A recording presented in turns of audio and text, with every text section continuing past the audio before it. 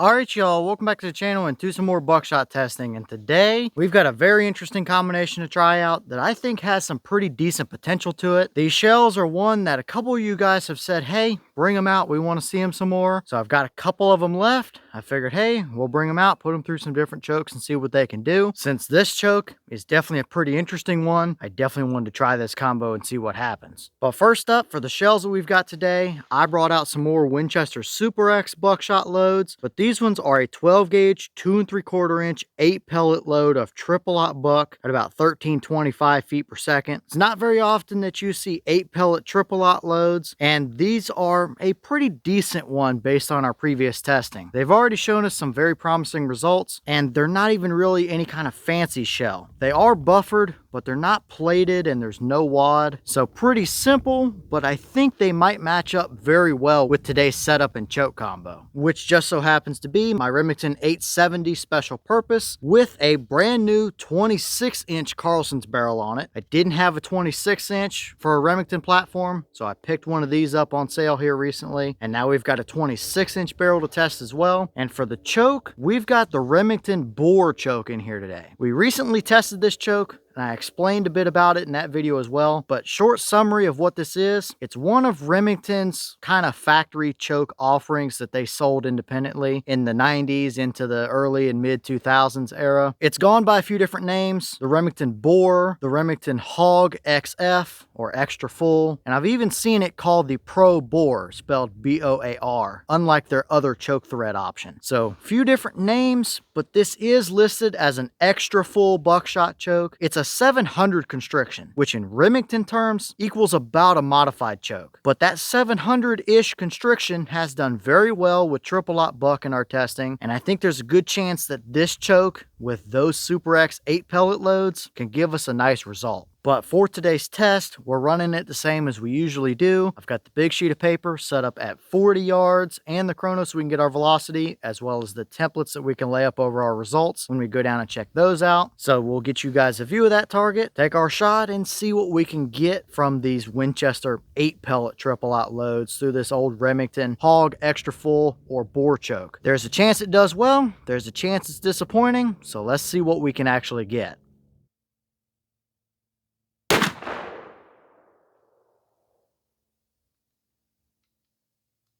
Okay, that shell gave us 1319 through the chrono. Boss claim is 1325. So from our 26-inch barrel with a little bit of choke out of the end, bringing it close to a 28-inch, we were seeing very close to that 1325 claim. So we're right on the money where we should be. But did it actually pattern well or not? Let's go check out our target.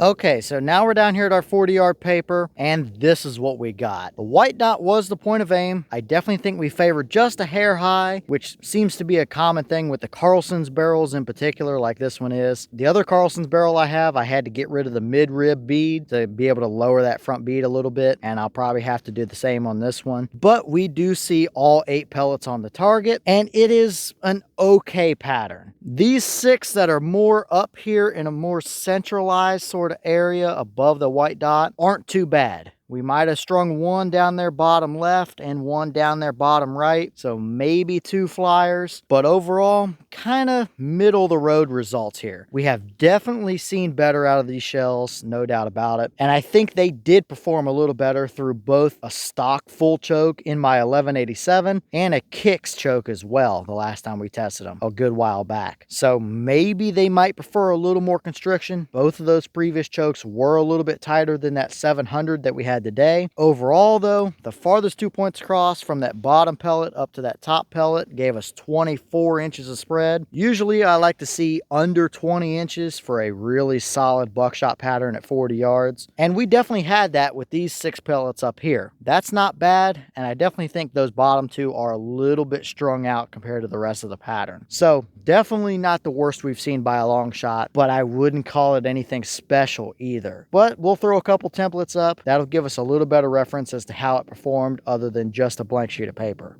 First up, we have a 10-inch circle. If we give it the benefit of the doubt and put it kind of where I think the main majority of our pattern is, which is a little bit high, we had 3 pellets within there. And I really don't think it would matter too much where exactly we put it. We would probably have about 3-ish pellets, regardless of where we decided to put that template. So nothing over the top, but 3 pellets of triple aught is enough if you put them through the vital area on an animal. So let's actually throw an animal template up and see how it would look if you took this shot out on a hunt.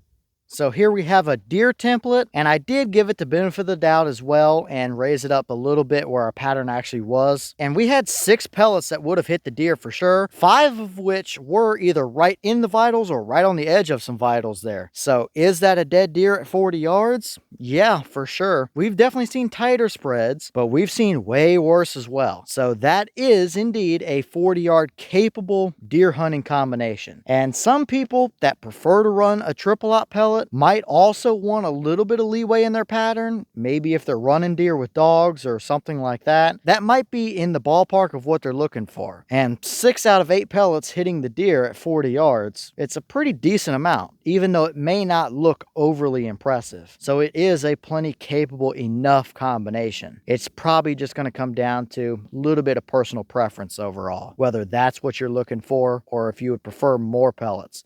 And just because I have it out here as well, here is your hog template, and it's pretty much the exact same story overall. Good enough to do the job, but it may not look overly impressive. So overall here, for these results, I think it did perfectly fine. It's not the best we've seen. It's not the worst we've seen. And just like the previous time or two we've tested that particular Remington Boar choke, it's been okay. But I don't think it's anything drastically different or better than what you would get through just a stock full choke. We've seen an awful lot of results that look just like this through those stock chokes, so I don't know that this choke was ever anything super special necessarily. But clearly, if that's what you had, it would be plenty capable enough for your average deer-sized game out to 40 yards with this shell. And it's not an overly expensive or fancy shell either, just buffered buckshot. No wad, no plating, no nothing like that. So it did the job well enough to put meat on the table, and that might be what some people are okay with. Other people might prefer more pellets or a tighter spread. It's just going to be personal preference with that combo. If it's what I had, I would absolutely hunt with it, but there's definitely better options out there, I would say. But definitely not horrible overall, that's for sure.